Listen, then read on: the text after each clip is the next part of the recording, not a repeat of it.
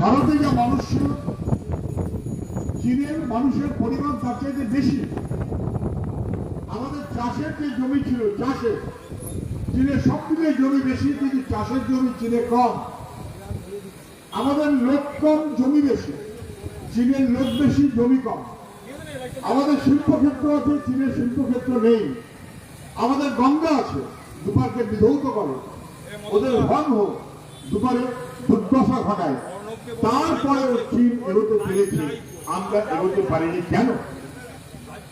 এই প্রশ্ন মানুষের স্বাভাবিক। স্বাধীনতার আগে যারা কথা দিয়েছিলেন, স্বাধীনতা মানে মানুষের ভবিষ্যৎ রক্ষা, তারা চলতে চলতে কোথাও একটা স্বাধীনতার আগে দেশ ভাগ মেনে নিয়েছে।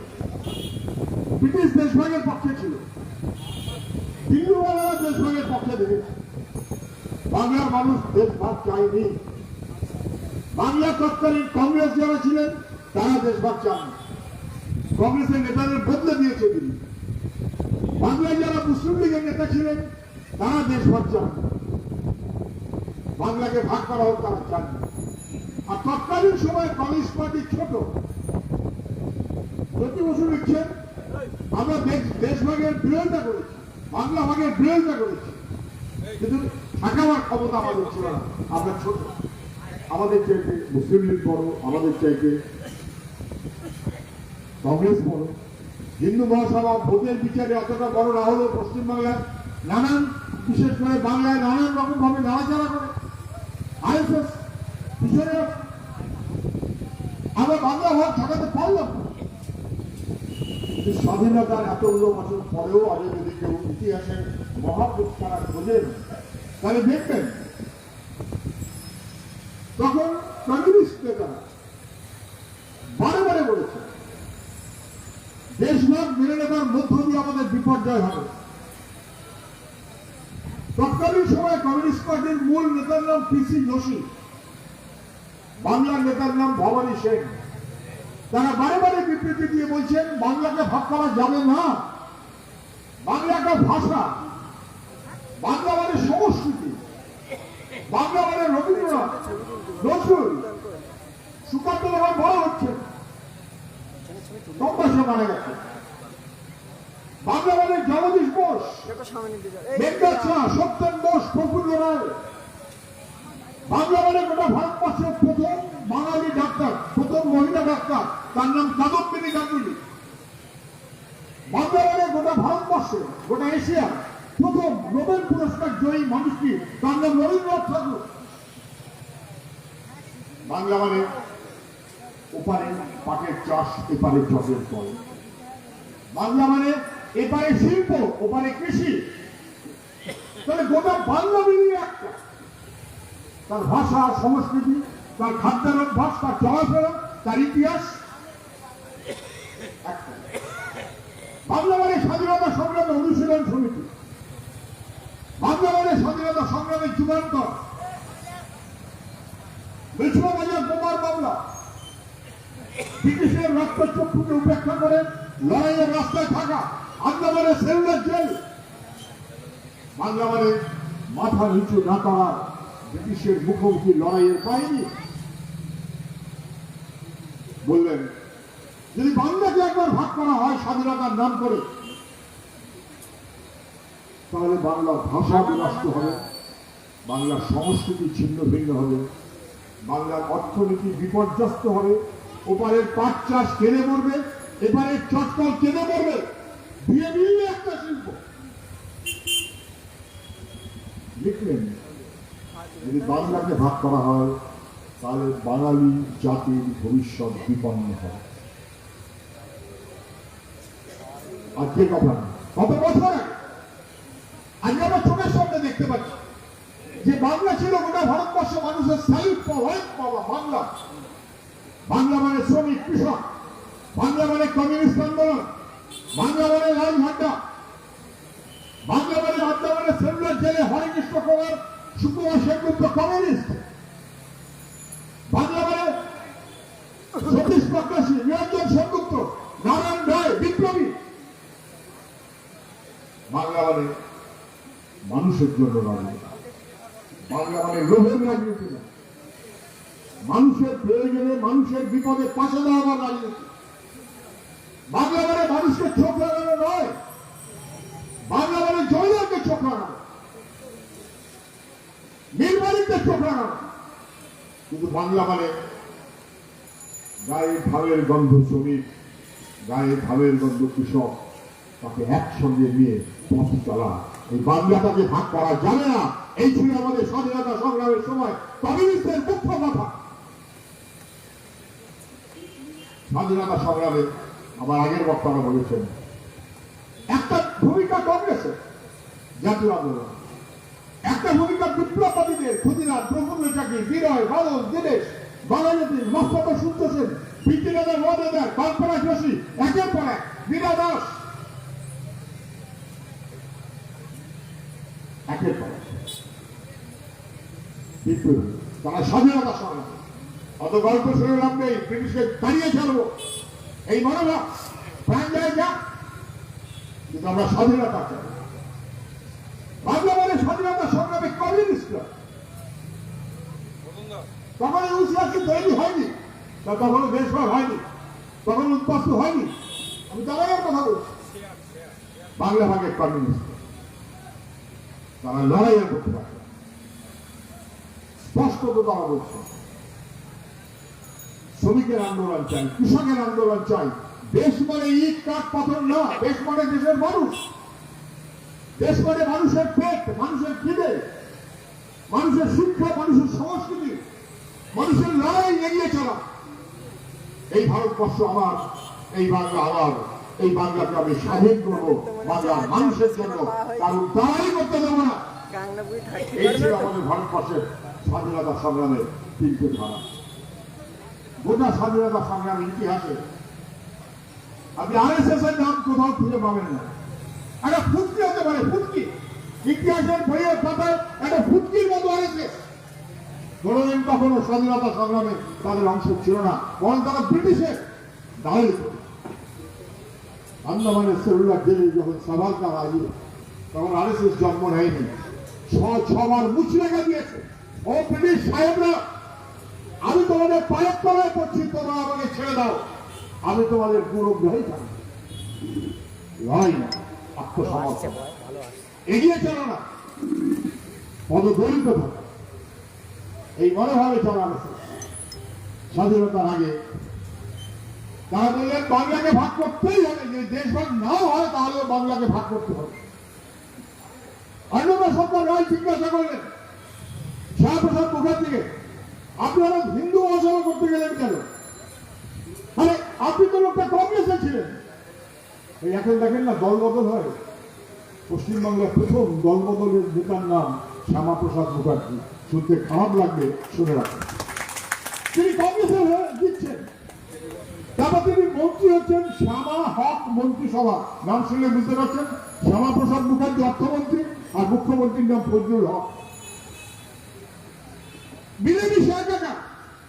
তখন হিন্দু মহাসভা কোথায় গেল তার কে জানে। তারপরে হয়ে গেলেন হিন্দু মহাসভা। হিন্দু মহাসভার হয়ে তিনি জিতলেন তাকে, মন্ত্রী হলেন দিল্লিতে কংগ্রেসের। দুদিকে কংগ্রেস, তারপর শ্যামা হক, তারপর হিন্দু মহাসভা, তারপরে আবার কংগ্রেসের মন্ত্রী, তারপরে আবার তৈরি করলেন জনসংঘ। এই আপনি অর্জুন সিংকে এখন যেরকম দেখেন, একবেলা তৃণমূল তো পরের বেলা বিজেপি, বিজেপিতে ধান্দা পোষালো না তো আবার চলে আসলো তৃণমূলে, তৃণমূলে ধান্দা পোষালো না আবার চলে গেল বিজেপিতে। দুটো দপ্তরের মন্ত্রী। আপনি একদম সেই রকম কারবার শ্যামাপ্রসাদ মুখার্জির স্বাধীনতার আগে না বুঝবার কোনো কারণ নেই। তাকে নাকি জনক মানতে হবে। অন্য পরিচয় ব্যাখ্যায় যাচ্ছে ব্রিটিশের চক্রান্তে আমরা বাংলা ভাগ হয়ে গেলাম। বাংলা ভাগের চক্রান্তকারীদের মধ্যে অনেকে থাকবেন কমিউনিস্টরা ছাড়া, একমাত্র তারা শেষ পর্যন্ত আপত্তি করলেন। অখণ্ড ভারত চাই, তার মধ্যে অখণ্ড বাংলা চাই। কেন? কারণ বাংলা মানে সুজলাং সুফলাং শস্য শ্যামলাং মাতরম। বঙ্কিমচন্দ্র আমাদের, রবীন্দ্রনাথ আর বঙ্কিমচন্দ্রের মধ্যে ভাগ করে আমরা কোনোদিন চলিনি।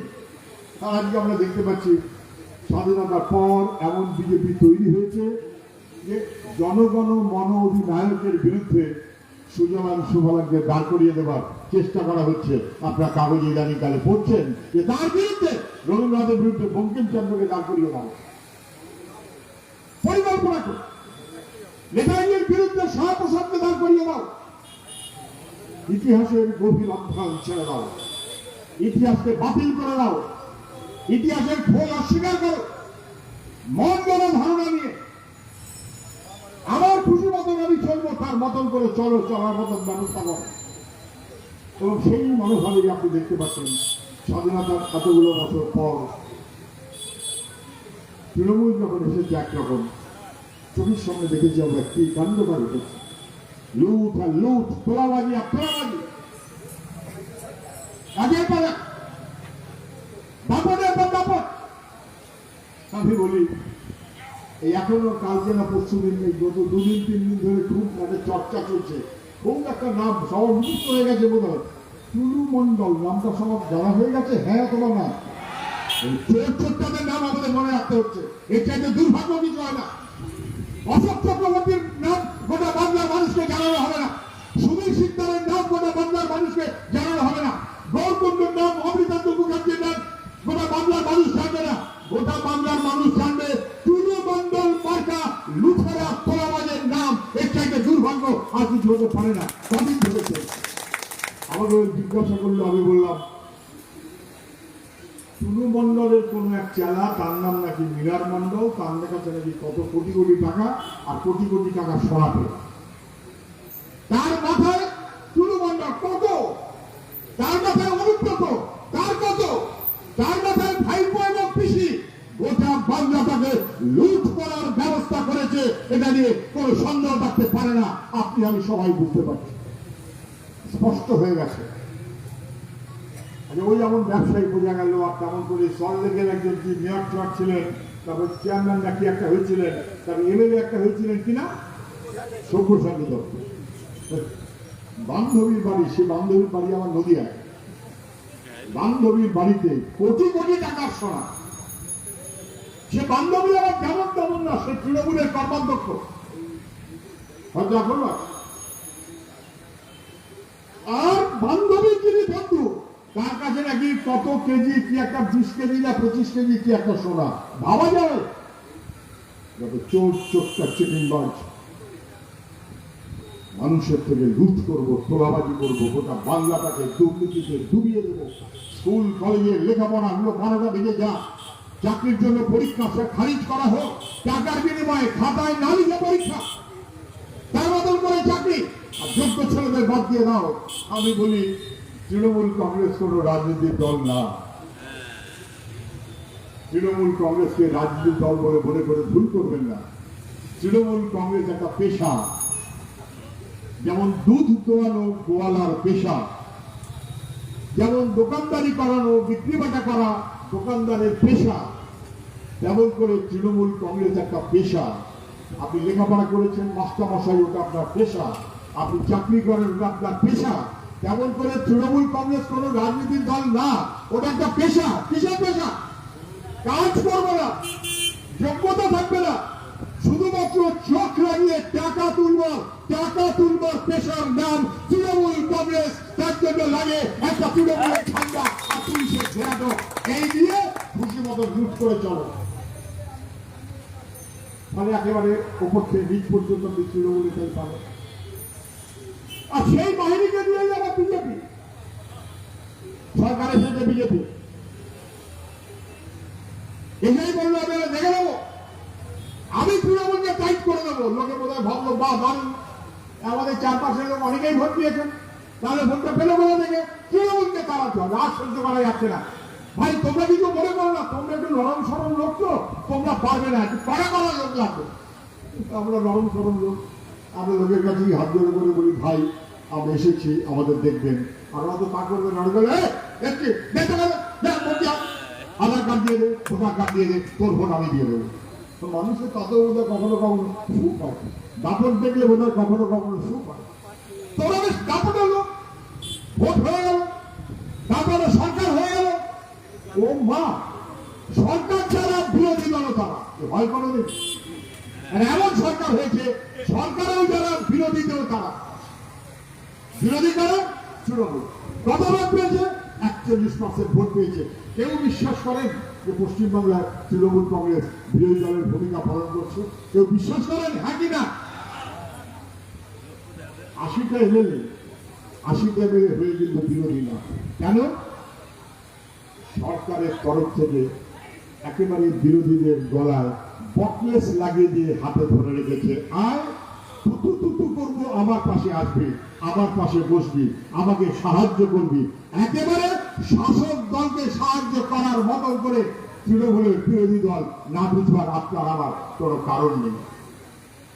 আর প্রকৃত যারা বিরোধী, আপনি বলছেন আমি হিসেব চাই, আপনি বলছেন আমি লুঠের বিচার চাই, আপনি দূরে বসে আছেন, আপনি বলছেন আমার বাড়িতে এসে যে অত্যাচার করা হয়েছিল আমি তার হিসেব বুঝে নিতে চাই। থানা পুলিশ চুপ ছিল কেন? পুলিশ এসে আমার পিটিয়েছিল কেন? ছেলেটা ফার্স্ট হয়েছে, তারপরে ছেলেটা চাকরি পায়নি কেন? মেয়েটা আমার পরীক্ষাতে বরাবর ফার্স্ট ফার্স্ট ফার্স্ট, আর তবে চাকরি পরীক্ষাতে গিয়ে আউট হয়ে গিয়ে ফেল করে পাস করে গেল কেন? আপনি কোনো হিসেব পাবেন না। আপনি চাইছেন হিসেব, আপনি চাইছেন বিরোধী মন নিয়ে চলতে, আর বিরোধীরা কার্যত সরকারের পাশে গিয়ে দাঁড়িয়ে আছে। কি করছে সরকার? বিরোধীদের পাশে নিয়ে দিয়েছে, মানে বিরোধী বলে কেউ নেই। একমাত্র রাস্তায় আপনি আমি মানুষ, সাধারণ মানুষ তার পিছনে শক্ত করে ধরে দাঁড়িয়ে আছে। বলছি আমি ছোট হতে পারি, আমার লোক কিছু চলে যেতে পারে, আমার লোক কিছু দুর্বল হতে পারে, আমি ভোটে না জিততে পারি, আমি শূন্য হতে পারি, আমি এক হতে পারি, কিন্তু আমার লাল ঝান্ডার রং 1 ইঞ্চি ফিতে করার যোগ্যতা, কারণ এই আমি বিরোধী, আমি মানুষের হয়ে কথা বলছি। সরকারের হয়ে যারা আছে তারা শুধু একবার ভোটে একটু হেরে গেছে বলে পুরো দলটা উঠে পড়ে, কেউ তৃণমূল, কেউ এনসিপিআই, কেউ আবার এনসিপিআই মধ্যে একটা ভাঙা ভাঙা কারবার চলছে গত 3-4 দিন ধরে, কেউ আবার তৃণমূলের এমএলএদের মধ্যে ভালো ভালো ভাব, কেউ আবার একটু কালো কালো ভাব। কালোর লোক বলছে ভাই আমি কালোর থেকে যে কোনো সময় ভালো চলে যেতে পারি, আর ভালো লোক বলছে আমি ভালোর থেকে যে কোনো সময় কালো চলে যেতে পারি। কালকে দেখলাম মদ যা অন থাকে সবসময়তে, তিনি বলছেন না না ওরকম ভাববেন না। আমি দেখছিলাম, হয়তো আপনারা দেখেছেন, ভালো তৃণমূল আর কালো তৃণমূলের মধ্যে সেদিন কিন্তু একদম পুরোপুরি 100তে 100। বুঝতে পারছেন কোথায় যাচ্ছে আমরা? সরকার কি করছে? কাপড় দেখাচ্ছে, এই চোখ ভারত বুলডোজার, রানাঘাটে বুলডোজার চললো, গান্দাপুরে বুলডোজার চললো, যাদবপুরে বুলডোজার চললো, দমদমে বুলডোজার চললো। মানুষগুলো কারো কেনা দেওয়ার না। ওরা কি বিদেশের থেকে নাগরিক এসে এখানে? না। একবার ওদের এসআইআর করবো, কাটিয়ে দেবো, একবার নাগরিকত্ব বলবো, কাটিয়ে দেবো। তোমরা আউট। কে তুমি? কে তুমি?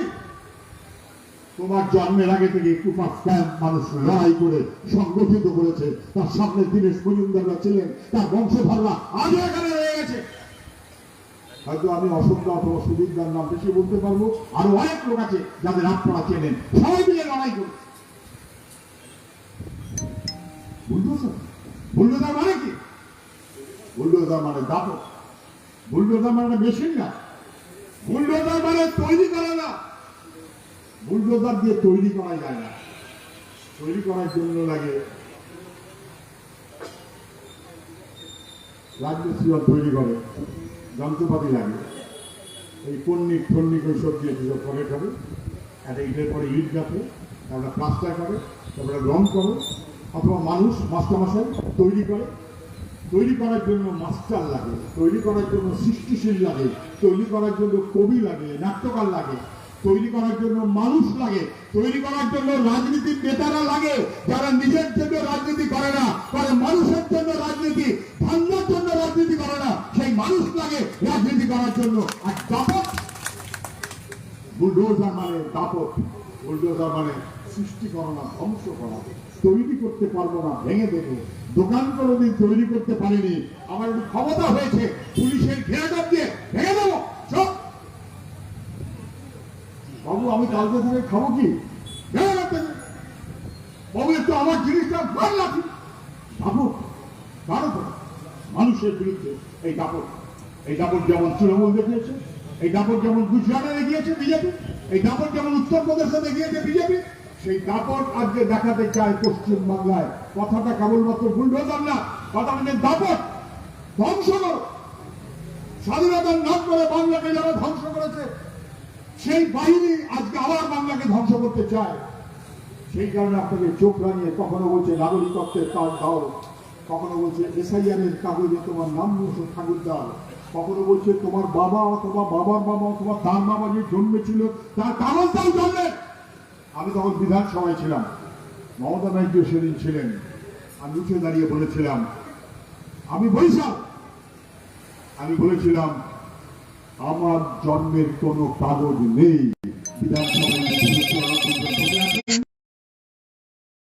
জন্মের সার্টিফিকেট গল্প ছিল না, ডেথ রেজিস্ট্রেশন পঞ্চায়েতে হয় তখন ছিল না। জবরদস্ত মানুষকে ভয় দেখাবো, তুমি নাগরিক না প্রজা, তুমি প্রজা থাকো, আমার কথা তোমায় চলতে হবে, আমার কথাতে তোমাকে চলতে হবে। মানুষ যখন লড়াই করে নিজেদের নাগরিকত্ব অর্জন করেছেন, অধিকার অর্জন করেছেন, আম্বেদকর বলেছেন, বি আর আম্বেদকর আমাদের সংবিধান যিনি লিখেছেন, তিনি বলেছিলেন আমরা অনেক কষ্ট মষ্ট করে একটা সংবিধান রচনা করলাম, সংবিধানের মধ্য দিয়ে আমরা মানুষকে অনেক অধিকার দিয়েছি, আমরা ইকুয়ালিটি তৈরি করেছি। ইকুয়ালিটি মানে সমান, সমতা। বললেন আমরা পলিটিক্যাল ইকুয়ালিটি তৈরি করেছি। আমরা বলেছি একটা মানুষের একটা ভোট, একটা ভোটের একটা ভ্যালু। টাটার ভোটের ভ্যালু যা, বিড়লার ভোটের ভ্যালু যা, আমাদের তালই মশাই এখানে থাকেন, তার মানে ভোটেরও মানে তাই। আমার রামাকুল বস্ত, আমার রহিম চাচা, তার ভোটেরও মানে তাই। আম্বেদকর বললেন অতএব আমরা পলিটিক্যাল ইকুয়ালিটি তৈরি করেছি। এর সঙ্গে জরুরি হচ্ছে ইকোনমিক ইকুয়ালিটি এবং সোশ্যাল ইকুয়ালিটি। জাতের নামে জাতি চলবে না, ধর্মের নামে ভাগাভাগি চলবে না, মানুষের বিভেদ চলবে না, বরঞ্চ তার বাইরে গিয়ে অর্থনৈতিকভাবে ইকুয়ালিটি দেয়। ওরা অর্থনৈতিক ইকুয়ালিটি করতে পারল না। এতদিন ধরে যারা দেশ চালিয়েছে তারা সোশ্যাল ইকুয়ালিটি করতে পারল না। এখন পলিটিক্যাল ইকুয়ালিটি, তার অধিকার কেউ কেড়ে নিতে চায়। 20 বছর আপনি ভোট দিয়েছেন না, আপনার ভোটে নাম নেই, বেরোন এখান থেকে। আজকে বলবে ভোটে নাম নেই, কালকে বলবে অন্নপূর্ণা ভান্ডারে আপনার নাম নেই, তারপর দিন বলবে ব্যাংকের কাগজ আপনার চলবে না, তারপর দিন বলবে ছেলেকে আপনি স্কুলে পাঠাতে পারবেন না। তাহলে আমি কে? আপনি মানুষ, কিন্তু নাগরিক না, আপনি প্রজা। আপনার অধিকার নেই। যতটুকু দেবো ততটুকু পাবেন, যতটুকু বলবো ততটুকু শুনবেন। অধিকার ফলাবেন না, আমার অধিকার না। মানুষকে প্রজায় পরিণত করো, মানুষকে ক্রীড়ায় পরিণত করো, মানুষকে তলায় নামিয়ে দাও, মানুষকে দ্বিতীয় শ্রেণীর নাগরিকে পরিণত করো। এই পরিণত করে অসভ্য এবং অপদার্থের দল তারা মানুষকে ভয় দেখাবে, তারা বুলডোজার চালাবে, তারা বাড়িগুলোর মতো এনকাউন্টার করবে। এনকাউন্টার রাত 2টার সময় একটা নেড়া কাপড়ের লোককে নিয়ে চললো 20টা পুলিশ। তারপর সে 20টা পুলিশের হাত ছেড়ে নাকি ওই যে লোকটা আসামি, যে লোকটা সাক্ষী, কাগজে পড়েছেন আপনারা, সেই লোকটা নাকি পুলিশের রিভলভার ছিনতাই করে নিয়ে গেছিল। বাকিরা বলছে যে পুলিশের রিভলভার ছিনতাই করবে কি করে? পুলিশের রিভলভারটা একটা বড় দড়ি দিয়ে টানা থাকে, তারপর সেটা এখানে একটা কোথায় বাঁধা থাকে, তারপর সেটা আবার এইখানে একটা কি ব্যাগ থাকে, তার সঙ্গে লাগানো থাকে। সেই লোকটা গিয়ে ওটা নিয়ে পাল্লালো এবং তারপর নাকি গুলি করলো। আর বাকি পুলিশ সব অপদার্থ, তারা খোঁজও পেল না, ধরতে পারলো না, যা সাক্ষী লোক। এই দাপট, এই বুলডোজার, এই এনকাউন্টার মানুষকে প্রজা বানাবার মনোভাব। আমি কথা বাড়াবো না, ইউসিএস কেউ তাকে আকাশ থেকে পুষ্পবৃষ্টি করেনি। তোমাদের অপরাধের জন্য আমি বরাবরই বলি এপার বাংলা ওপার বাংলা। আমি বাংলার লোক, আমি ভারতীয় বংশোদ্ভূত, আমি ওপার বাংলায় জন্মেছিলাম, কিন্তু বাংলা ওপার বাংলা। আমি এপার বাংলায় এসেছি, বাংলা এপার বাংলা। তোমরা একটা কাটাকাটি করে নিয়েছো, দুটো দেশ হয়ে গেছে, আমাদের মেনে নিতে হচ্ছে। ওটা বিদেশ, এটা স্বদেশ। কিছু করার নেই, আমিও মেনে নিচ্ছি, আমি ভারতের নাগরিক।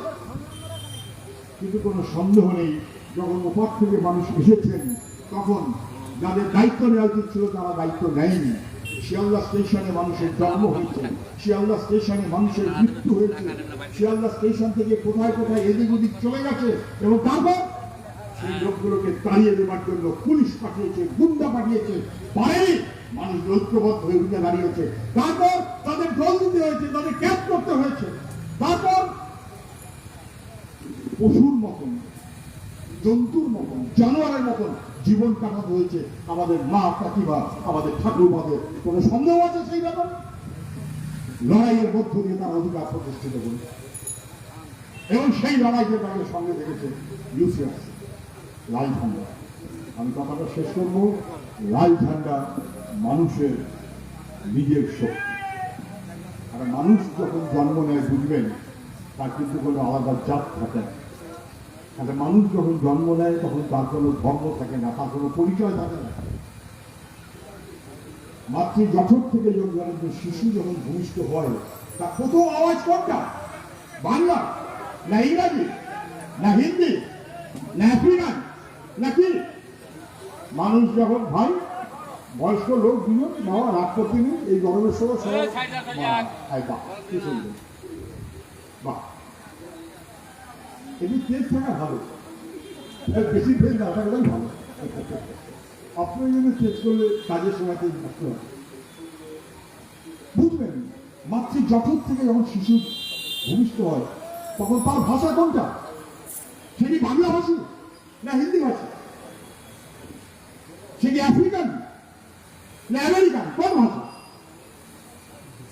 তার ধর্ম কি? সে কি হিন্দু না মুসলমান? সে কি খ্রিস্টান নাকি জুই? তার ভাষা ঠিক নেই, তার ধর্ম ঠিক নেই, তার বর্ণ ঠিক নেই। তার প্রথম আওয়াজ শিশু যেখানকারই হোক, সুপাস ক্যাম্পে শিশু যখন জন্মায়, কলকাতায় যখন একটা শিশু জন্মায়, কিংবা লন্ডনে যখন একটা শিশু জন্মায়, কিংবা গুজরাটে যখন একটা শিশু জন্মায়, প্রতিটি শিশুর জীবনের ভূমিষ্ঠ হওয়ার পরে প্রথম শব্দটা হচ্ছে কান্নার শব্দ। কান্নার শব্দে ভাষা থাকে না, সবার জন্য একই ভাষা, একই শব্দ, একই রকমের মনোভাব। তাহলে মানুষ প্রকৃতি প্রদত্ত এক, মানুষ বিজ্ঞান প্রদত্ত এক, তার জীবনের শরীরের রক্ত, তাতে কোনো ফারাক নেই। হিন্দু লেখা নেই, কারোর মুসলমানও লেখা নেই, কারোর বাঙালিও লেখা নেই, কারোর মারোয়ারিও লেখা নেই। রক্ত সবার সমান।